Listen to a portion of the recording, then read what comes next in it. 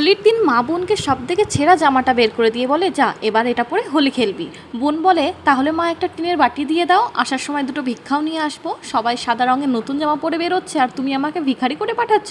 এই নিয়ে আমরা সবাই হাসাহাসি করছিলাম। ঠিক সেই সময় বাইরে থেকে আওয়াজ আসে, গেট খোলো। গেট খুলতেই দেখি একজন মাতাজি। বোনকে দেখি বলে, আজ একদম বাইরে বেরোস না মা, বাইরে গেলেই তুই ভূত হয়ে বাড়ি ফিরবি।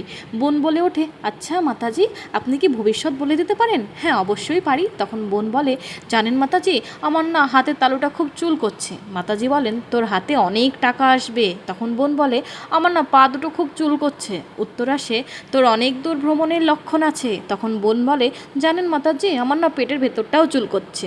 মাতাজি উত্তর দেন, আজকে তোর মা অনেক ভালো মন্দ বানিয়ে তোকে খাওয়াবে। পরক্ষণে বোন বলে ওঠে, মাতাজি এবার তো আমার ঘাড়টাও চুল করছে। মাতাজি এবার রেগে গিয়ে বলেন, দূরে সরে যা খুজলানি, তোর চুলকনির সমস্যা আছে। বোনের পাগলামি আর মাতাজির ভণ্ডামি ছাড়ো, তবে তোমরা কমেন্ট করে বলো এই পুডিংটি বানাতে আমি কটি ইনগ্রিডিয়েন্টস ব্যবহার করেছি।